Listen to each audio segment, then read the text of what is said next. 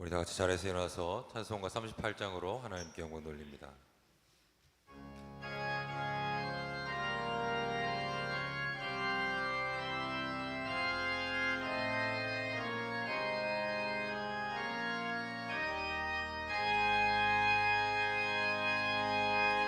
예수 우리 왕이여, 이곳에 오셔서 우리가 왕께 드리네 영광을 받아 주소서. 우리는 주님의 백성, 주님은 우리 왕이라. 왕이신 예수님 모셔서 좌정하사 다스리소서.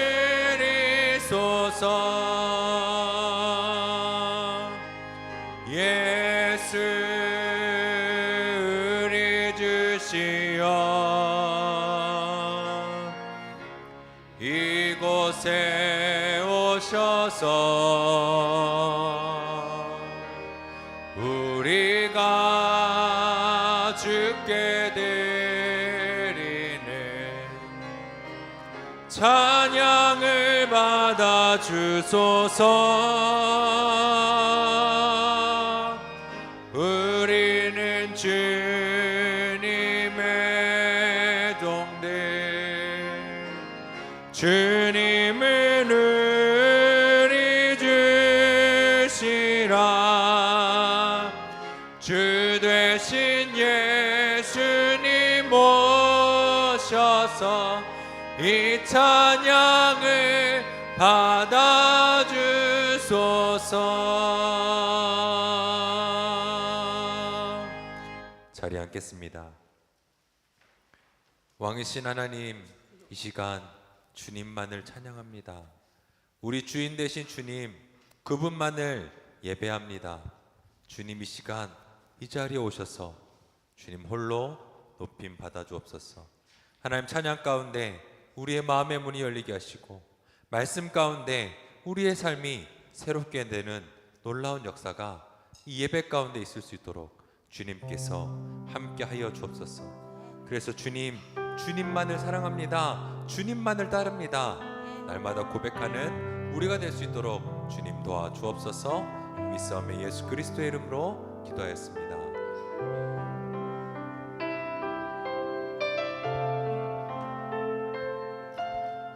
할렐루야.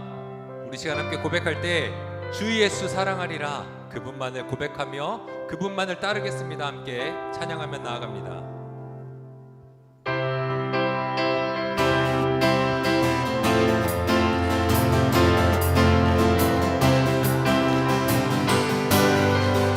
예수보다 더 좋은 친구 없네.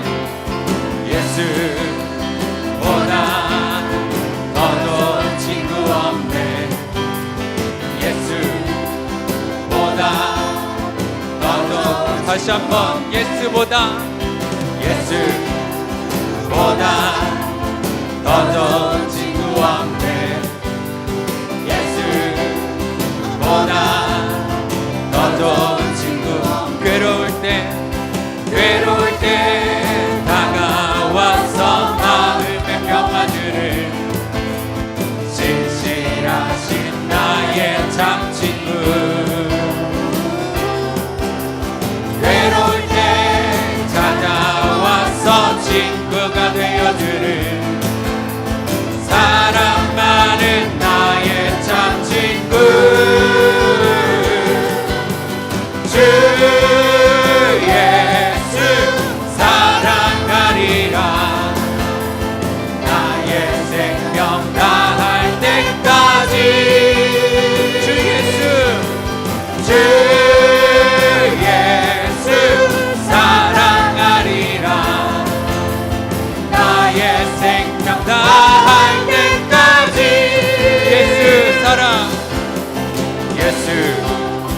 사랑 참 좋은 예수 사랑 예수 사랑 참 좋은 예수 사랑 참 좋은 예수 사랑 참 좋은 예수 사랑 예수 사랑 참 좋은 예수 세상에서 제일 가는 세상에서 제일 가는 금으로 유혹해도 예수님만 사랑하게 돼 세상에서 제일 높은 명예를 준다 해도 예수님만 따라가겠네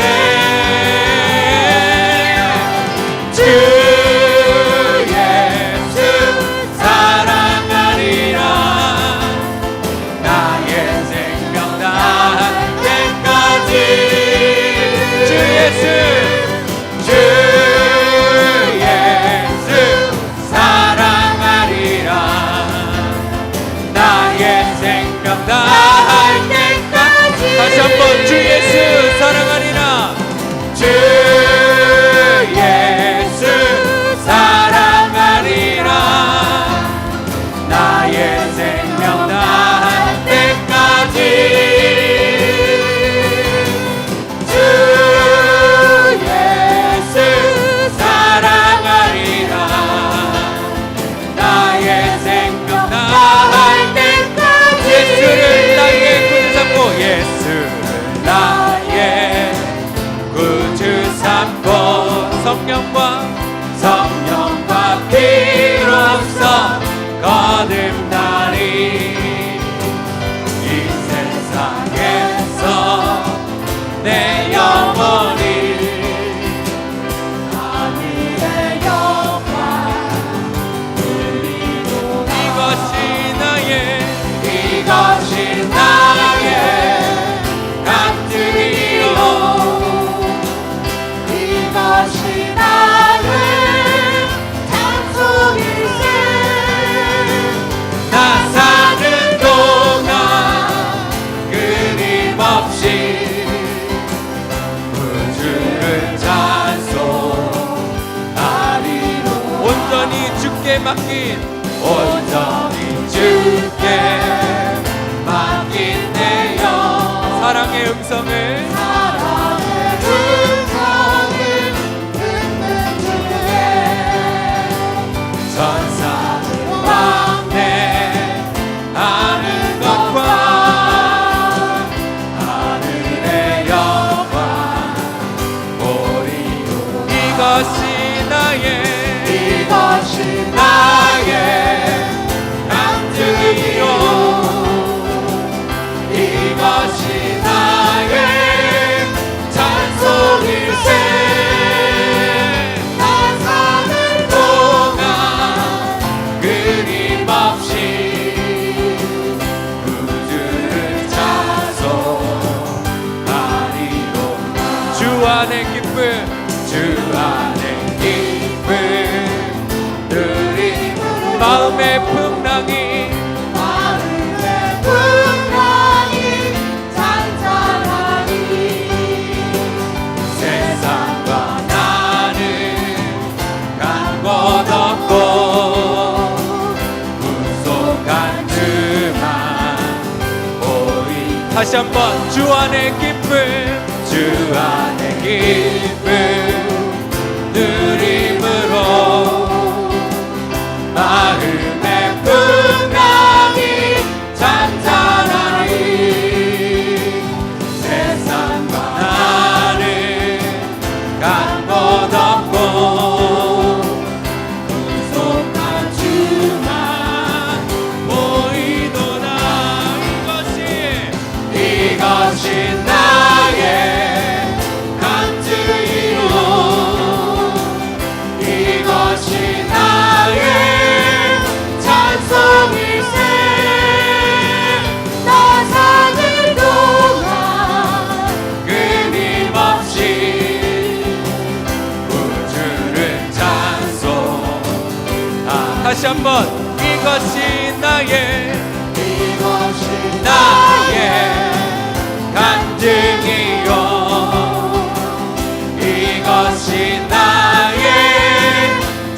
계속 나 사는 동안 주님만을 끊임없이 우주를 찬송하리로다.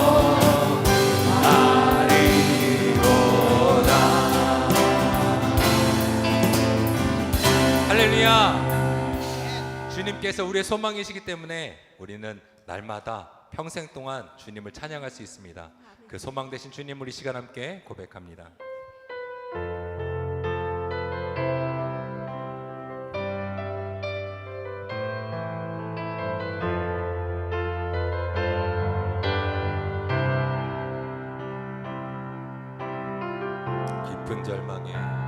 깊은 절망에 수렁 가운데 주님께 갈 수 없던 우리 어둠 밤 중에 하늘을 향해 주의 이름 나 부를 때 어둠을 뚫고 오신 주 사랑 나의 절망 거두셨네. 주님의 공로 다 이루셨네. 주 예수 나의 찬송아.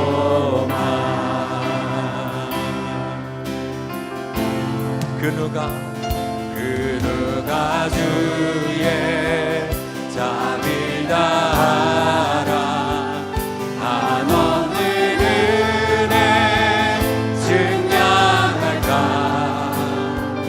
영광을 떠나 이 땅에 오신 죄가 되신 구주 예수. 주의 십자가 주의 십자가 내게 말하네. 영원히 난 용납했네. 아름다우신 왕 나는 주의 것 그리스도 나의 산소. 할렐루야. 할렐루야. 주를 찬양하여라. 할렐루야. 자유케 하셨구나. 죄의 저주 끊으신 주께 구원이 또다. 주 예수 나의 산소가. 할렐루야. 주를 찬양하여라. 할렐루야. 자유케 하셨구나. 죄의 저주 끊으신 주께 구원이 또다. 주 예수 나의 산소가.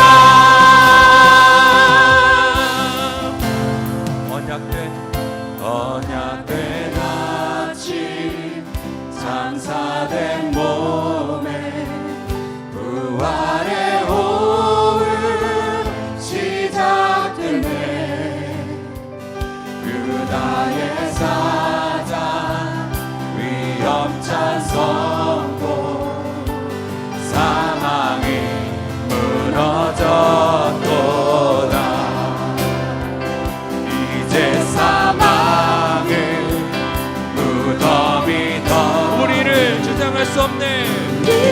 주장할 수 없네. 유다의 사자 위험찬 고요 사망이 무너졌도다. 사망이 무너졌도다. 주 예수 승리하셨네.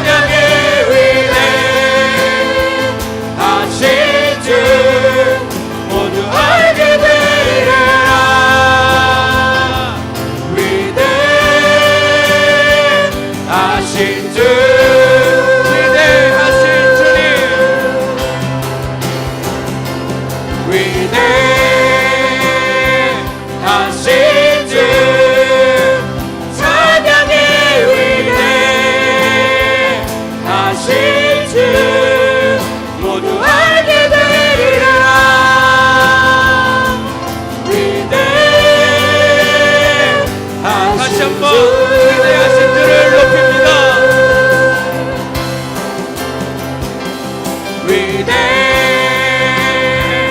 위대하신 주 찬양의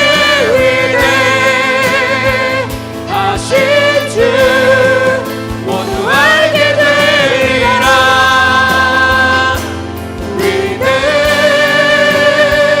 위대하신 주 위대하신 주님 이 자리에 오시옵소서. 이 시간 예배를 위해 기도하며 나아갑니다.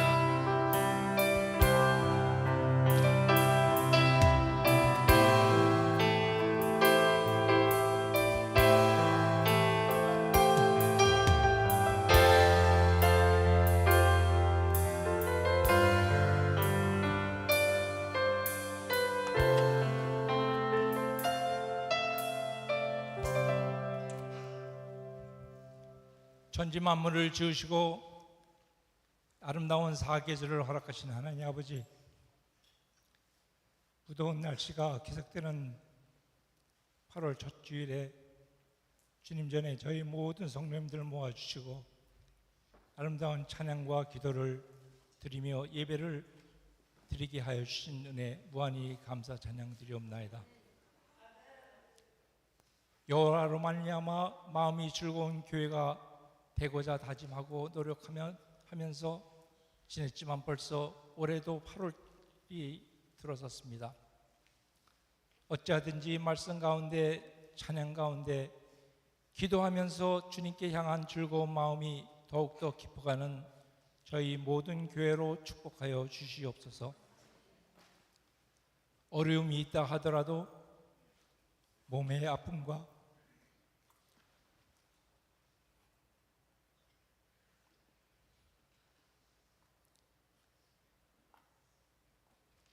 연약함이 있다 하더라도 주님만을 붙잡고 동행할 때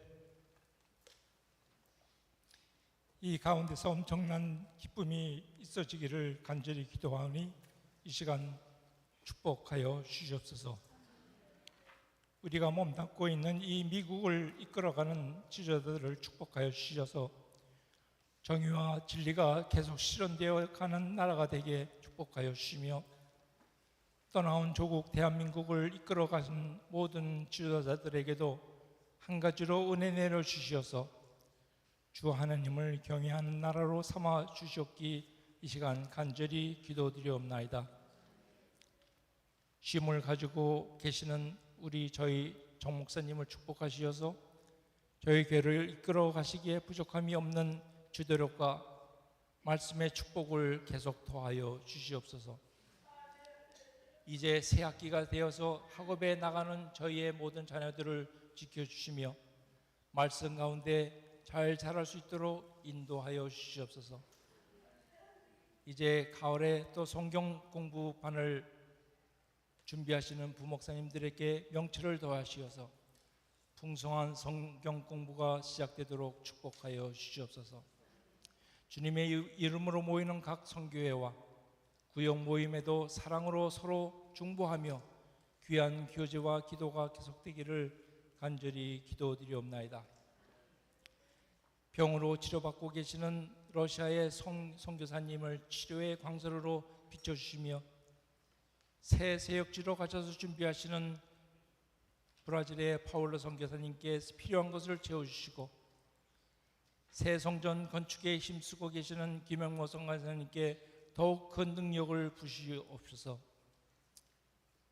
장모님을 하나님 나라로 보내시고 슬픔에 있는 홍 선교사님 가족에 하늘에서 주시는 위로를 부어 주옵기 간절히 원하옵나이다.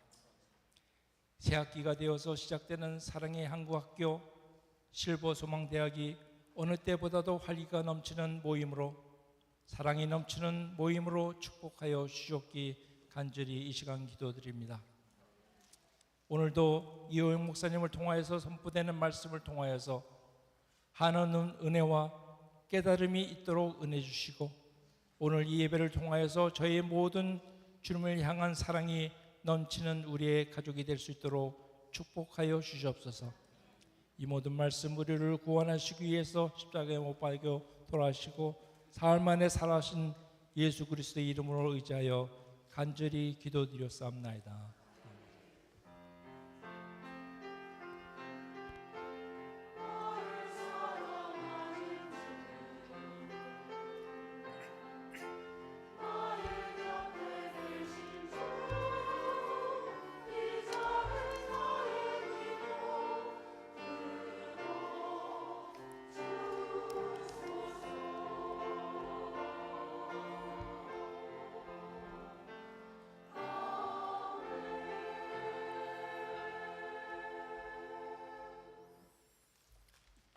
사도신경으로 신앙 고백하겠습니다. 전능하사 천지를 만드신 하나님 아버지를 내가 믿사오며 그 외아들 우리 주 예수 그리스도를 믿사오니 이는 성령으로 잉태하사 동정녀 마리아에게 나시고 본디오 빌라도에게 고난을 받으사 십자가에 못 박혀 죽으시고 장사한 지 사흘 만에 죽은 자 가운데서 다시 살아나시며 하늘에 오르사 전능하신 하나님 우편에 앉아 계시다가 저리로서 산자와 죽은 자를 심판하러 오시리라. 성령을 믿사오며 거룩한 공예와 성도가 서로 교통하는 것과 죄를 사하여 주시는 것과 몸이 다시 사는 것과 영원히 사는 것을 믿사옵나이다. 아멘. 교회 소식을 알려드리도록 하겠습니다. 우리 옆 사람하고 한번 인사했으면 좋겠습니다. 사랑하고 축복합니다. 우리 같이 인사하도록 하겠습니다. 계속해서 광고 드리도록 하겠습니다. 주일 현장 및 온라인 예배 안내는 주보를 꼭 참조해 주시기를 부탁을 드리고요. 오늘 교회학교에서 달란트 시장이 있습니다. 드보라 여선교회 헌신 예배가 8월 21일 주일 오후 1시에 있습니다. 담임 목사님께서 말씀을 전해 주시겠습니다. 2022년도 장학금 신청을 받고 있습니다. 신청하면서 신청서를 받아 가시고요.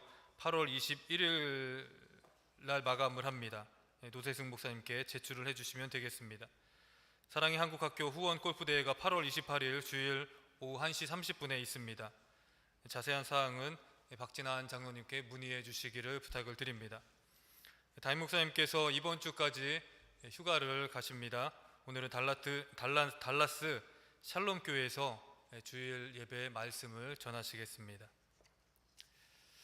다른 광고 없으시면 우리 성경 말씀 보겠습니다. 오늘 말씀 창세기 3장 14절에서 24절 말씀입니다.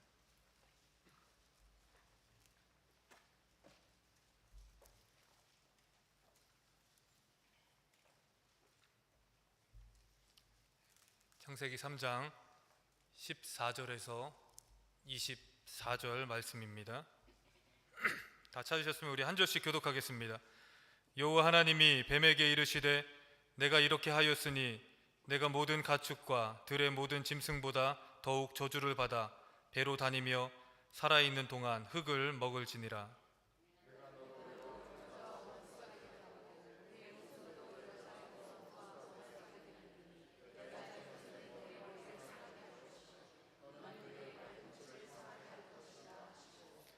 또 여자에게 이르시되 내가 내게 임신하는 고통을 크게 더하리니 내가 수고하고 자식을 낳을 것이며 너는 남편을 원하고 남편은 너를 다스릴 것이니라 하시고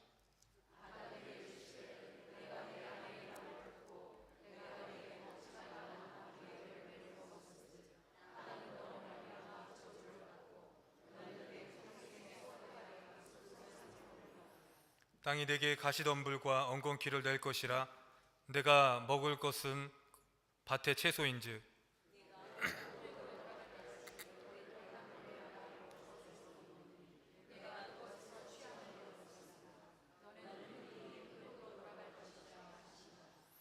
아담이 그의 아내의 이름을 하와라 불렀으니 그는 모든 산자의 어머니가 됨이더라.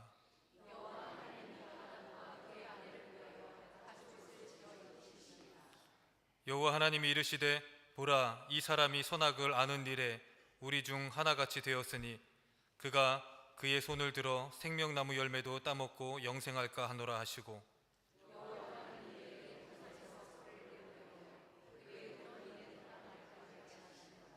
다같이 이같이 하나님이 그 사람을 쫓아내시고 에덴 동산 동쪽에 그룹들과 두루 도는 불칼을 두어 생명나무의 길을 지키게 하시니라.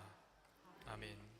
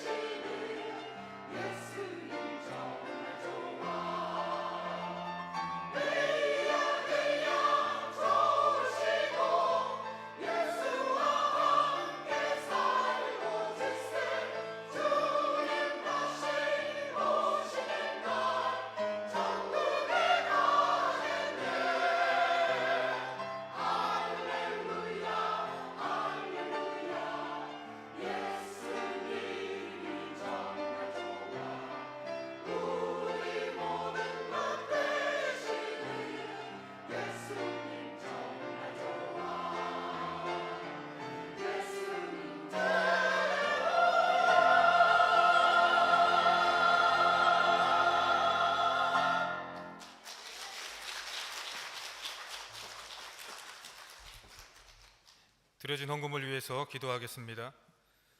이스라엘이 40년 광야 생활 속에서도 만나와 메추라기를 통해 그들의 배고픔을 돌아보시고 목마름을 해결하여 주신 주님, 우리에게도 일용할 양식을 날마다 공급하여 주시어서 날마다 주의 은혜 안에 거하게 하심을 감사드립니다. 오늘의 풍족함이 내일의 부족함으로 바뀔지라도 변하지 않는 믿음으로 주님을 신뢰하게 하셔서 사르밧 과부에게 임하신 하나님의 은혜를 흉년의 때에도 체험하는 우리 모두가 되게 하여 주시옵소서. 그리하여서 때를 얻든지 못 얻든지 삶의 열매가 풍족하든지 궁핍하든지 주님께 감사하며 우리에게 주신 것의 일부를 주님께 기쁜 마음으로 드릴 수 있는 믿음을 우리에게 허락하여 주시옵소서. 사르밧 과부가 엘리야를 위해 남은 밀가루 전부를 드렸을 때에 주께서 그 가정을 살리신 것처럼 오늘 드린 이 예물을 통해 우리에게 부족함 없이 채우시는 주님의 은혜를 체험하게 하여 주시옵소서. 감사드리며 이 모든 말씀 우리 주 예수 그리스도의 이름으로 기도하옵나이다. 아멘. 오늘은 창세기 3장 14절에서 24절 말씀을 가지고 선악의 기준을 버리고 생명을 얻으라 라는 제목으로 말씀을 전하도록 하겠습니다. 요즘 미국에서 시작된 낙태 문제가 미국뿐만이 아니라 전 세계의 뜨거운 감자로 떠오르고 있습니다. 문제는 여성의 자기 결정권과 그리고 태아의 생명권이라는 창과 방패의 대결인데요. 지금 시점에서는 이 대결에서 어느 쪽이 승리하더라도 모순을 야기할 수밖에 없습니다. 그렇게 저는 여기서 이 낙태가 죄다 아니다를 말하려는 것이 아닙니다. 제 말이 모든 사람들이 따를 정도로 권위가 있고 기준이 되지도 않기 때문입니다. 제가 낙태는 죄다 이렇게 말을 한다고 그게 아닌데 라고 생각했던 사람들이 목사님 말씀이니까 내가 들어야지 라고 그렇게 얘기할 사람이 얼마나 될까요? 반대로 낙태는 죄가 아니다 이렇게 말을 해도 마찬가지의 반응이 나올 거라는 거죠. 또한 저도 사람이기 때문에 이 주관적일 수밖에 없습니다. 제 팔도 안으로 굽기도 하고요. 그리고 모든 사람을 사랑하라, 이렇게 평등하게 대해라, 이렇게 설교를 해도 주관적으로 예쁜 다른 아이보다, 객관적이죠. 객관적으로 이쁜 남의 아이보다 주관적으로 이쁜 제 아이가 더 이쁘다, 이렇게 우길 수도 있는 사람이 바로 제 자신이라는 것이죠. 그렇다면 우리는 어떤 기준을 가지고 죄와 그리고 여러 가지 사회적 이슈에 대해서 분별을 할 수가 있을까요? 문제는 저는 분별할 수 있는 이 기준점이 되지를 못합니다. 물론 여러분들도 아니라는 것이죠. 누구도 이 부분에 대해서 자신이 기준이 될 수가 없다는 말이죠. 그렇다면 우리에게 무엇이 진정으로 기준이 되어야 할까요? 답은 사실 명확합니다. 바로 하나님의 말씀이 우리의 삶의 기준이 되어야 한다는 것이죠. 그렇게 믿으시나요? 네. 하나님의 말씀이 우리의 발의 등이 되어주시고 길의 빛이 되어주심을 우리는 늘 잊지 않고 살아가야 한다는 것이죠. 그런데요, 이 말씀의 기준에도 한 가지 문제가 있습니다. 여러분, 아까 제가 언급하였듯이 이 낙태 문제에 대해서 성경이 우리에게 어떤 명확한 이 기준을 정해주고 계시나요? 안락사와 같은 이 세상의 이 난해한 이슈에 대해서 성경은 우리에게 뭐라고 말씀을 하시나요? 그럼 좀 더 쉽게 이 십계명에 나와 있는 이 기록에 대해서 제가 한번 여러분들에게 물어보겠습니다. 부모님을 공경하라, 살인하지 말라, 간음하지 말라, 도적질하지 말라. 이 말씀은 어떤가요? 이 말씀을 우리가 따라야 할 이 죄의 근거가 되는 그 기준이 되는 말씀이라고 생각을 하시나요? 당연히 십계명에 기록된 말씀이기 때문에 우리가 따라야 할 기준이 된다고 우리는 생각을 해야 합니다. 그러나 문제는 이 십계명의 말씀도 우리의 삶의 이 모든 부분에서 기준이 되지는 못한다는 것이에요. 그 이유는 부모를 공경하라, 도적질하지 마라, 거짓말하지 마라, 이 살인하지 말라, 이것의 범위에 대해서 성경도 어디서부터 어디까지가 이 도적질하는 것인지, 어디서 어디까지가 거짓말하는 것인지에 대해서 우리에게 정확하게 콕콕 집어서 저희 아이들이 저한테 물어보는 것처럼, 아빠 이게 죄야? 이거 하면 돼? 안 돼? 이렇게 물어볼 때 대답해 주는 것처럼 모든 것을 다 성경이 우리에게 말을 하고 있지 않다는 것입니다. 그래서 어떤 이들은 거짓말은 무조건 죄다, 성경에 기록되어 있으니까 거짓말은 다 죄야 라고 그렇게 말을 하기도 하고요. 어떤 사람들은 아니야, 그래도 선의의 거짓말이라는 것이 있잖아, 하얀 거짓말이라고 하는 이 어떤 우리가 좋은 일을 위해서 하는 거짓말은 죄가 아니야, 이렇게 말을 하는 사람들도 있습니다. 레미제라블의 장발장이 훔친 빵은 그가 죄를 지었어, 이것은 확실한 죄야 라고 그렇게 말을 하기도 하고요.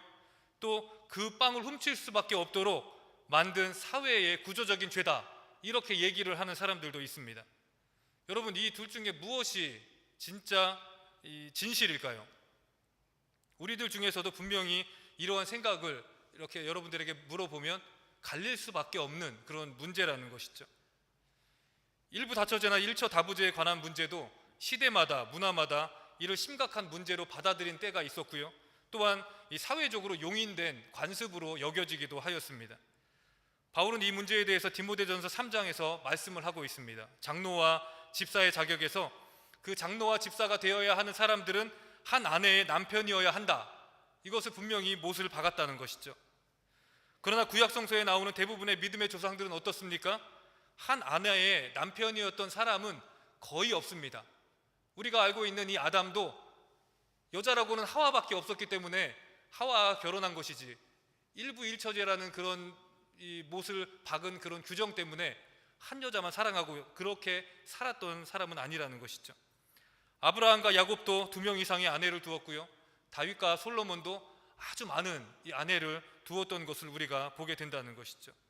그러나 이러한 아내를 많이 두는 것에 대해서 하나님께서는 왕의 규정에 대해 많은 아내를 두지 말라, 이렇게 말씀을 하시기도 했죠. 하지만 어떤 본문에 보면은 계대 결혼을 인정하시는 그런 부분도 나오게 됩니다. 계대 결혼이란 결혼한 형제가 아들이 없이 죽을 경우에 그 과부된 아내를 위해서 그 형제의 다른 형제가 그 아내를 대신 취하는 그러한 방식의 이 문화를 말하는 것입니다. 이는 당시 남편도 아들도 없는 이 과부의 삶이 얼마나 힘든 것인가라는 것을 이 하나님께서 누구보다 잘 알고 계셨기 때문에 그러한 과부의 삶을 돌아보시기 위해서 이러한 문화를 그들에게 주셨다는 것이죠. 분명한 것은 구약의 하나님은 일부 일처제에 대해서 정확하게 우리에게 말을 하시지 않지만 신약 시대의 바울은 일부 일처제가 옳다 이렇게 표현을 하고 있고요. 지금 시대의 대부분의 나라에서도 일부 일처 외에는 이 간음이나 간통이라는 죄가 적용이 되어 있습니다.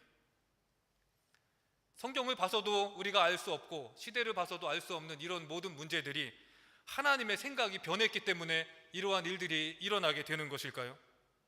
아니죠. 그때는 맞고 지금은 틀리고, 그때는 틀리지만 지금은 맞는 이유는 그 시대, 지금 우리의 시대, 모든 시대가 문화나 이 사회적 합의 등에 적용된 인간의 생각이 계속해서 변한 결과물이라는 것입니다. 그렇기 때문에 죄도 변하고요, 또한 우리의 인식들도 계속해서 변하고 있습니다. 예전에는 무조건 동성애가 죄다라고 얘기했지만 지금 보십시오. 많은 사람들이 왜 동성애가 죄야? 라고 그렇게 반문을 하고 교회에서조차도 이 문제에 대해서 절반씩, 동양 문화권에서는 다르지만 이 서양 문화권에서는 절반씩 갈라지는 것을 우리가 목격하게 된다는 것입니다. 그렇기 때문에 우리가 생각해야 할 것은 인간은 누가 보기에도 인간은 불완전한 존재라는 것을 우리는 인식을 해야 한다는 것이죠. 사람의 생각이 모두 옳을 수는 없습니다. 다수결의 원칙으로 정해진 법도 하나님의 관점에서 틀릴 수가 있고요.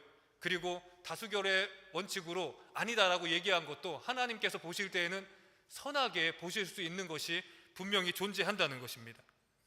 그렇다면 왜 이러한 우리의 잘못된 사고방식이 생겨나게 되는 것일까요? 그 이유를 알기 위해서 우리는 이 창조시대를 자세히 거슬러 올라가 봐서 살펴봐야 한다는 것입니다. 하나님께서는 세상을 창조하셨을 때에 인간의 모든 것을 인간에게 허락해 주셨습니다. 세상의 모든 만물들의 이름을 정할 수 있는 권한을 주셨고요. 또한 에덴 동산의 소유권도 다른 짐승들이 아닌 사람에게 그 모든 권한을 주셨습니다. 생육하고 번성하여 땅에 충만하라, 땅을 정복하고 다스리라, 이러한 명령을 주신 존재는 인간밖에 없듯이 이러한 막강한 권력을 인간에게 주셨다는 것이죠. 그러나 인간에게도 하지 말아야 할 한 가지 규칙이 존재하고 있었는데요, 바로 에덴 동산에서 동산 중앙에 있는 선악과는 절대로 먹지 말아라, 이것이 바로 하나님의 뜻이었던 것입니다. 이 선악과의 탄생으로 인해서 또 다른 논쟁이 벌어지기도 합니다. 어떤 사람들은 인간을 사랑하신 하나님께서 왜 아담과 하와가 따먹을 것을 알면서도 동산 중앙에 그 선악과를 놔두셨냐, 이것은 하나님께서 등을 떠밀어서 아담과 하와에게 죄를 짓도록 그렇게 유도한 것이 아니냐라고 그렇게 말을 하고 있습니다. 이 문제에 대해서 어떤 사람들은 예종론적인 관점에서 하나님께서는 아담과 하와가 선악과를 먹을 줄 알고 미리 예수 그리스도를 준비해 주셨고 구원의 섭리를 통하여서 구원을 예정해 주셨다, 이렇게 말을 하기도 합니다. 또한 어떤 사람들은 인간들에게는 다른 피조물에게 없는 자유의지라는 것을 하나님께서 허락해 주셨기 때문에 그들에게 선택할 수 있는 권리를 주시기 위해서 선악과를 만들어 주셨다, 이렇게 얘기를 한다는 것이죠. 여러분, 모든 것을 다 아셨지만 동산 중앙에 선악과를 만드셨든 이 자유의지를 주시기 위해서 선악과를 그들이 선택할 수 있도록 그렇게 만들어 주셨든 아담과 하와는 그들이 태어난 그 시간 이후부터 계속해서 이 동산을 거닐면서 동산 중앙에 서 있는 이 선악과를 끊임없이 바라보아야만 했다는 것이죠. 그러면서 그 나무를 바라보면서 무엇을 생각했을까요? 하나님께서 저것은 절대로 먹지 말라고 했어 라는 그런 생각을 매일같이 해야만 했습니다. 이게 무슨 뜻일까요? 바로 인간은 절대로 하나님과 같이 될 수 없다라는 것을 하나님께서 말씀하신 것이고요. 인간도 하나님이 만드신 피조물 중에 하나일 뿐이다 라는 것을 그들에게 가르쳐 주시기 위해서 너희가 모든 것을 먹을 수 있지만 동산 중앙에 있는 선악과는 절대로 먹으면 안 돼. 왜? 내가 명령한 거니까. 나는 너희보다 위에 있는 너희를 창조한 하나님이야. 그렇기 때문에 절대로 먹으면 안 돼라는 그런 사실을 그들이 깨달아야만 했다는 것이죠. 그런데 보십시오. 이 첫사람 아담과 하와가 타락해 가는 과정을 한번 보십시오. 하나님께서는 아담과 하와에게 선악과를 먹으면 분명히 죽는다 이렇게 말씀을 하셨는데요, 그 열매를 바라보는 하와의 마음은 선악과가 먹음직도 하고 보암직도 하고 지혜롭게 할 만큼 탐스럽게 보이기 시작하였습니다. 뱀이 그를 유혹하였을 때에 그 마음이 조금씩 변해지는 것을 우리가 보게 된다는 것이죠. 그 전까지 절대로 먹으면 안 돼라고 생각을 하면서 단호하게 그 모든 것들을 거절하였던 이 하와가 다시 이 선악과를 바라보니까 이 하나님의 지혜를 가지면, 선악과를 먹으면 하나님의 지혜를 가지고 내가 하나님께서 주신 세상을 더 잘 다스릴 수 있을 것 같아 라는 그런 생각을 하게 되었고요, 운이 좋으면 이 뱀의 말과 같이 하나님과 같이 되는 그러한 능력을 소유할 수도 있겠다라는 그런 생각을 하게 되었다는 것입니다. 이때 아담은 무엇을 하고 있었을까요? 이 뱀이 하와에게 하는 말을 한번 들어보십시오. 창세기 3장 4절 5절 말씀입니다. 우리 같이 한번 읽어보겠습니다. 뱀이 여자에게 이르되 너희가 결코 죽지 아니하리라. 너희가 그것을 먹는 날에는 너희 눈이 밝아져 하나님과 같이 되어 선악을 알 줄을 하나님이 아심이니라. 여기에서 뱀은 너희라는, 하와에게 너희라는 말을 3번이나 반복을 하고 있습니다. 그리고 하와는 6절 말씀에서 자기와 함께 있는 남편에게도 주매 이렇게 말을 하고 있습니다. 자기가 먼저 먹고 자기 옆에 있는 그 아담에게도 선악과를 건네주었다는 것입니다. 그러니까 이 아담은 멀리 있었던 것이 아니라 늘 하와와 옆에 붙어 있으면서 그 시간에도 이 되어지는 모든 일들을 하와 옆에서 지켜보고 있었던 것입니다. 그러면서 아담이 어땠습니까? 선악과를 먹는 하와에게 하나님께서 먹지 말라고 했으니까 절대로 먹으면 안 돼 라는 그런 얘기를 하는 것이 아니라 하와가 저것을 먹을 때 죽나 안 죽나 그는 유심히 관찰하고 살펴보고 있었던 것입니다. 자기도 선악과를 먹고 싶었지만 선악을 알게 하는 이 나무를 먹으면 하나님과 같이 된다는 그 사실을 들었을 때에 나도 저거 먹으면 진짜 하나님처럼 될까? 라는 그런 생각을 했지만, 죽는다는 그 말 때문에 두려워서 먹지 못했지만 하와가 먹는 것을 보고 안 죽네? 라고 그렇게 생각을 하면서 하와가 주는 그 열매를 어쩔 수 없다는 듯이 마지 못해서 먹는 것처럼 하면서 그도 냉큼 그것을 먹어버렸다는 것이죠. 여러분, 이러한 행동을 하는 아담이 우리가 보기에는 선하게 창조된 그러한 존재로 보이나요?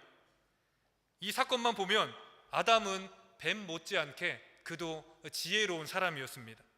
손 안 대고 코푼격으로 죄를 하와에게 모든 걸 다 떠넘기고 나는 하와가 줬기 때문에 그냥 먹었습니다 라고 얘기를 하면서 자신도 자기가 얻으려고 하였던 선악과를 얻어서 먹을 수가 있게 된 것이죠.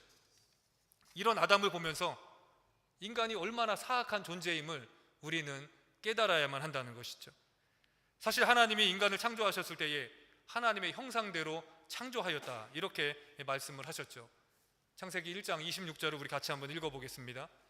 하나님이 이르시되 우리의 형상을 따라 우리의 모양대로 우리가 사람을 만들고 그들로 바다의 물고기와 하늘의 새와 가축과 온 땅과 땅에 기는 모든 것을 다스리게 하자 하시고, 이 말씀처럼 인간을 하나님의 형상을 따라 지으셨다. 이 말씀에서 우리는 인간이 선하게 창조되었을 것이다 이렇게 생각을 하지만 실상은 그렇지 않았습니다. 하나님께서는 우리에게 투기하지 말라, 질투하지 말라 이렇게 말씀하시면서 자신을 일컬을 때에 질투하는 하나님이다 이렇게 말씀을 하시기도 하셨습니다. 출애굽기 34장 14절 말씀에 보면은 너는 다른 신에게 절하지 말라, 여호와는 질투라 이름하는 질투의 하나님이니라 이렇게 말씀하시는 것을 통해서 하나님의 성품 안에는 우리가 저거는 죄인데 라고 그렇게 생각을 하는 질투라는 성품이 하나님께 있다는 것을 우리도 알게 된다는 것이죠. 이 질투하시는 하나님을 본받아서 아담은 자신만 선악을 알지 못할까봐, 선악과를 먹지 않으면 자신만 선악을 알지 못하는 바보가 될까봐 그도 질투하는 마음에서 선악과를 먹었을 수도 있다는 것이죠. 그러나 성경에 보면은 똑같은 질투를 가지고 행한 일이지만 제사장 비느하스는 이 질투심으로 인하여서 영원한 제사장의 직분을 얻는 것을 보게 됩니다. 민수기 25장 11절에서 13절 말씀 같이 한번 읽어보겠습니다. 제사장 아론의 손자 엘르아살의 아들 비느하스가 내 질투심으로 질투하여 이스라엘 자손 중에서 내 노를 돌이켜 내 질투심으로 그들을 소멸하지 않게 하였도다. 그러므로 말하라. 내가 그에게 내 평화의 언약을 주리니 그와 그의 후손에게 영원한 제사장의 직분의 언약이라. 그가 그의 하나님을 위하여 질투하여 이스라엘 자손을 속죄하였음이니라. 보세요. 이 같은 질투를 가지고 어떤 이는 영원한 죽음을 맞이하게 되었습니다. 그러나 어떤 이는 영원한 제사장의 언약을 받았다는 데서 선과 악의 기준은 우리가 아니라 하나님께 있음을 우리는 깨달아야 한다는 것이죠. 우리가 죄라 여기는 것도 하나님께는 선이 될 수 있고요, 우리가 선이라 말하는 것도 하나님께는 죄가 될 수 있음을 우리는 기억해야 한다는 것이죠. 오늘 말씀의 18절 말씀에서도 보면 아담에게 이르시되 내가 내 아내의 말을 듣고 내가 내게 먹지 말라 한 나무의 열매를 먹었은즉 땅은 너로 말미암아 저주를 받고 너는 내 평생에 수고하여야 그 소산을 먹으리라. 이렇게 기록을 하고 있습니다. 여러분, 수고하여 땀을 흘려서 소산을 얻는 것은 원래 하나님께서 선하게 만드신 창조 질서 중에 하나였습니다. 창세기 2장 15절 말씀에서 여호와 하나님은 아담을 이끌어서 에덴 동산에 두셨는데 그 에덴 동산에서 그가 무엇을 하였냐? 그것을 경작하며 지키게 하셨습니다. 하나님께서는 아담이 에덴 동산에 자라나는 나무의 열매를 실컷 먹고 놀 수 있도록 디즈니 월드와 같은 이 놀이동산을 만들어 주신 것이 아니라 그 안에서도 경작도 하고 동식물을 지키며 모든 것을 관리하는 그런 일들을 맡기셨다는 것이죠. 평생 그냥 놀고 먹을 수 있는 게 아니라 하나님께서 맡겨주신 그 사명을 그가 그 안에서 기쁨으로 누릴 수 있도록 이 경작을 할 수 있는 그런 은혜와 수고하고 그리고 땀을 흘려서 얻을 수 있는 열매를 얻게 하시는 은혜를 그에게 베풀어 주셨다는 것이죠. 그러나 인간이 범죄함으로 하나님께서 땅을 저주하게 되셨을 때에 땅에서는 하나님께서 처음부터 창조하셨던 것이 아닌 가시덤불과 엉겅퀴가 자라기 시작하였다는 것이죠.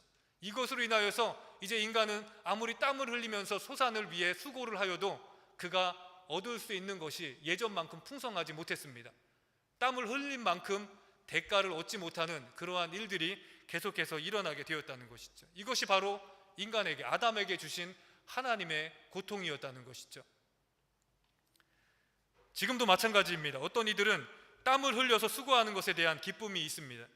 주께서 자신에게 일할 수 있는 건강과 직장을 주셨음에 감사하는 자들은 일하는 기쁨을 누리며 하나님 앞에 감사의 고백을 드린다는 것이죠. 때로는 일한 만큼 거두지 못할 때에도 모든 것이 주님께로 왔음을 고백하면서 하나님께서 그만큼이라도 거두게 하셨음에 대해서 감사를 드릴 수 있다는 것이죠. 그러나 어떻습니까? 일하는 기쁨보다 거둬들이는 데에만 초점을 맞추는 사람은 선하지 못한 방법으로 재물을 모으려고 애쓰기도 하고요, 또한 하나님께서 주신 일의 기쁨을 누리지 못한 채 일의 노예가 되어서 만족함이 없이 끊임없이 재물만을 탐하는 그러한 삶을 살아가기도 한다는 것입니다. 여러분, 왜 이런 일들이 일어날까요? 하나님께서 선하게 창조한 모든 것이 왜 우리가 선악을 분별하게 되면서부터 선과 악의 기준이 달라지고 우리가 하나님의 선한 것을 악하게 보고 그것을 잘못된 것이라 그렇게 생각을 하며 살아가기도 한다는 것 할까요? 그것은 인간이 선과 악을 주관할 수 있다, 하나님 없이도 우리가 살아갈 수 있다라는 그런 생각이 우리 마음 가운데에 자리 잡고 있기 때문이라는 것입니다. 선악의 기준에서 하나님을 배제시킨 순간부터 인간은 하나님보다 못한 존재요, 하나님의 형상을 가진 자가 아니라 흙을 먹는 사탄의 저주 아래 놓인 그러한 불쌍한 인생으로 전락해 버렸다는 것입니다. 보십시오. 오늘 말씀에서 하나님께서 뱀에게 내리신 저주는 살아있는 동안 흙을 먹게 될 것이다, 이러한 저주였습니다. 인간에게 내린 저주가 무엇이죠? 해산의 고통과 수고의 고통과 더불어 흙으로 돌아갈 것이다 라는 그러한 저주를 내리셨다는 것이죠. 영원토록 흙을 먹어야 살아갈 수 있는 존재인 사탄과 흙으로 돌아가는 인간, 하나님의 구속의 은혜가 없다면 인간은 결국 흙을 먹어야 사는 이 사탄의 저주 아래 놓인 불쌍한 인생이 되어버린다는 말씀입니다. 그렇게 우리는 어떻게 해야 합니까? 삶을 통해 하나님께서 원래 창조하신 창조 질서를 회복하며 살아야 합니다. 하나님을 버리고 얻은 이 선악의 분별은 반쪽짜리 능력밖에 되지 않습니다. 우리에게 이익을 주기도 하지만 영원한 것을 잃어버리게 만들어 버렸다는 것이죠. 이제 하나님 없는 세상은 무질서가 난무하고요, 죄가 난무한 세상이 되어 버렸습니다. 하나님이 창조하셨을 때의 그 창조의 섭리에 따라서 독사굴에 어린이가 손을 넣고 장난쳐도 물지 않고 사자들이 어린 양과 뛰놀던 이러한 에덴 동산에서의 삶은 사라지게 되었습니다. 흙을 먹는 사탄과 같이 모든 인간과 동물들이 죽음을 먹는 그러한 세상이 되어버렸습니다. 아담과 하와가 이런 세상을 꿈꾸며 선악과를 먹었을까요? 그렇지는 않다는 것이죠. 그들의 처음 생각에는 이것을 먹고 우리가 좋은 일을 할 수 있겠지, 선악을 알게 됨으로 인하여서 하나님께서 하시는 이 모든 우리에게 맡기신 사역을 우리가 훨씬 더 잘할 수 있겠지 라고 그렇게 생각을 했을 것입니다. 그러나 사무엘이 사울에게 하셨던 그 말씀을 생각해 보십시오. 순종이 제사보다 낫다. 듣는 것이 수량의 기름보다 낫다. 하나님의 말씀에 순종하는 것이 우리에게 있어서 모든 것보다, 다른 어떠한 것보다 귀하다는 것을 우리는 늘 잊지 말고 살아야 한다는 것입니다. 그렇게 우리는 아직 이 세상 가운데에서 죄에 얽매여 살아가고 사탄의 노예의 그러한 삶을 살아갈 수밖에 없는 존재지만, 그러나 회복할 수 있는 방법을 하나님께서는 우리에게 주셨다는 것이죠. 그것이 무엇입니까?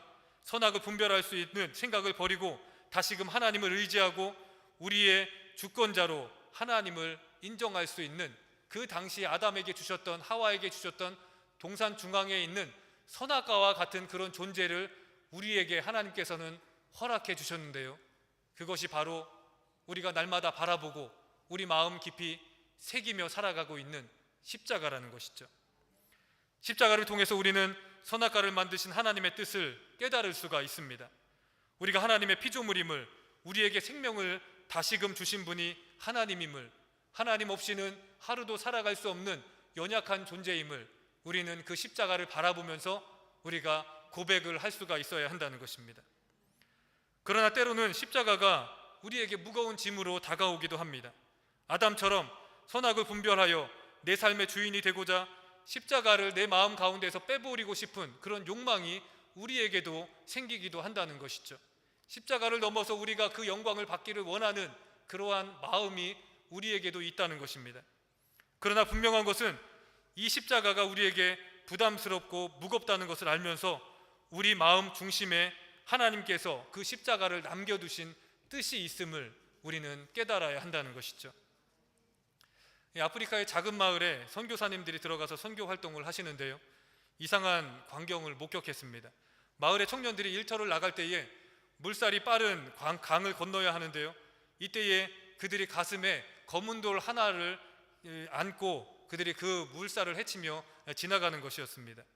이상한 광경을 보고 한 청년에게 선교사님이 왜 가슴에 돌을 가지고 그렇게 걸어가느냐 이렇게 물으니까, 그 청년은 이 돌은 그냥 돌이 아니라 우리에게 있어서는 생명의 돌입니다. 물살이 센 여울목을 건널 때에 맨몸으로 가게 되면 체중이 가벼운 사람들은 그 물살을 이기지 못하고 넘어져서 결국 물살에 휩쓸려서 떠내려 가서 죽을 수 있기 때문에 우리가 그 물살을 헤칠 수 있을 정도의 그 무게의 검은 돌을 늘 우리가 준비하여서 그 검은 돌을 안고 강을 건너게 됩니다. 이렇게 말을 했다는 것이죠. 그제서야 선교사님들은 그 돌의 의미를 깨달을 수가 있었다는 것이죠. 십자가가 바로 이러한 존재라는 것이죠. 우리에게 있어서 그 검은 돌과 같이 우리를 험한 세상의 물결 속에서 흔들리지 않도록 우리를 인도해주는 그런 존재가 바로 십자가가 되어야 한다는 것입니다. 십자가는 우리가 배신할 것을 알면서도 하나님께서 우리 마음에 세워두신 장식품이 아닙니다.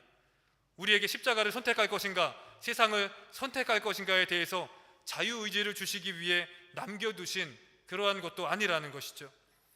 십자가가 우리에게 검은 돌처럼 쓸데없이 무거운 짐같이 귀찮아 보이기도 하지만 십자가는 우리에게 있어서 생명과 같은 존재라는 것을 우리는 잊지 말아야 한다는 것이죠. 그 십자가를 바라보며 우리를 구원하여 주신 하나님의 은혜를 기억하고 세상 끝날까지 우리와 함께 동행하시겠다는 그 약속의 말씀을 기억하라는 의미에서 우리에게 남겨주신 십자가는 사랑의 매개물이라는 것입니다. 이 십자가는 선과 악으로 우리를 나누지 않습니다.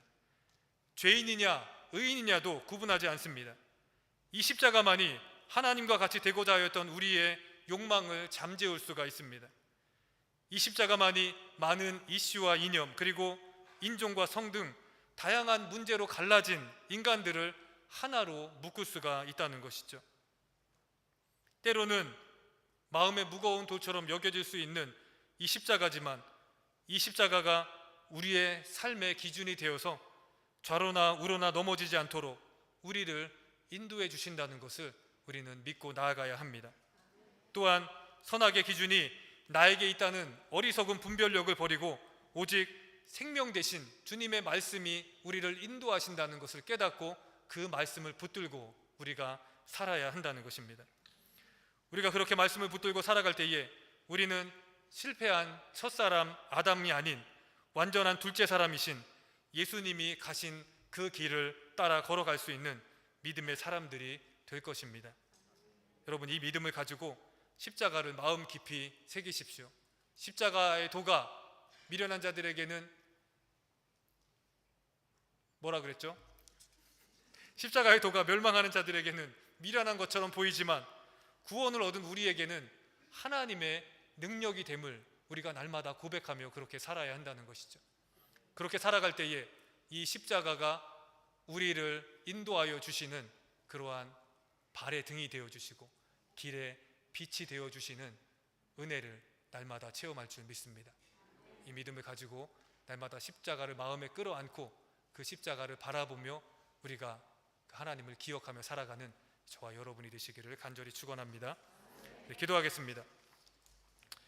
고마우신 아버지 하나님, 우리에게 생명을 주시고 흙을 먹고 살아가는 사탄의 노예와 같은 삶이 아닌 구원받고 영원한 생명을 얻으며 살아갈 수 있는 구원받은 자녀로서의 삶을 살아갈 수 있도록 인도하여 주신 것을 감사드립니다. 십자가가 우리를 살리고 십자가가 그 길을 우리에게 보여주심으로 우리가 믿음의 길을 걸어갈 수 있음을 감사를 드립니다.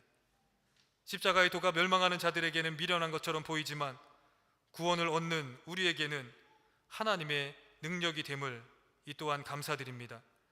이 십자가를 바라보며 우리를 구원하신 주님의 사랑을 기억하게 하여 주시옵소서.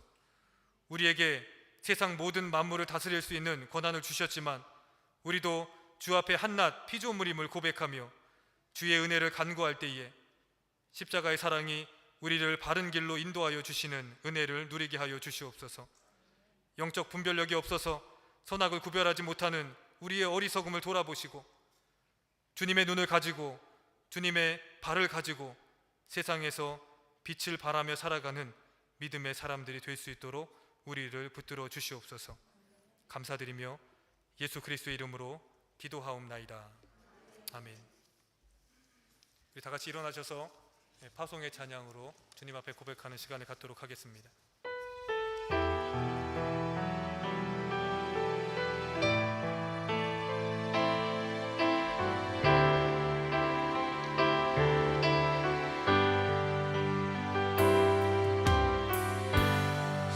십자가 그 사랑 멀리 떠나서 무너진 나의 삶 속에 잊혀진 주네 돌 같은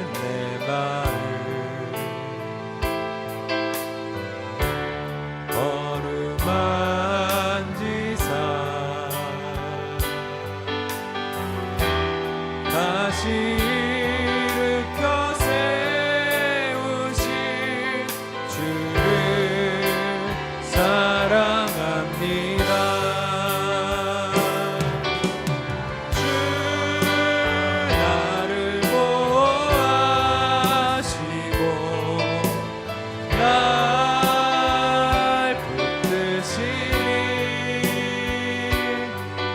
나는 외롭고 존귀한 주님의 자녀라. 주 나를 보호하시고 날 붙드시니 나는 외롭고 존귀한 주의 자녀라. 주 나를 보호하시고 주 나를 보호하시고 날 붙드시니 나는 외롭고 존귀한 주님의 자녀라.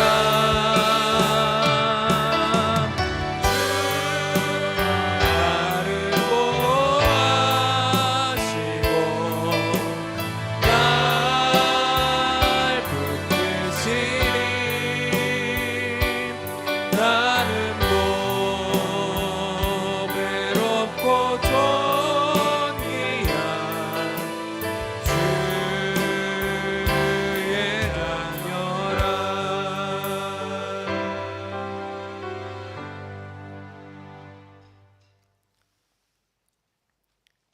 지금 우리 주 예수 그리스도의 은혜와 하나님 아버지의 무한하신 사랑하심과 성령님의 감화하시고 교통하시고 역사하심이 지금 머리 숙여 기도하는, 그리고 선악의 기준을 버리고 생명을 얻기 위해 날마다 주님을 바라보며 십자가의 그 길을 우리도 걸어가겠다고 그렇게 다짐하며 돌아가는 우리 모든 성도님들의 머리 위에, 그리고 가정 위에, 그리고 섬기는 교회 위에, 나라와 민족 위에 지금부터 영원토록 함께하옵시기를 간절히 축원하옵나이다. 아멘.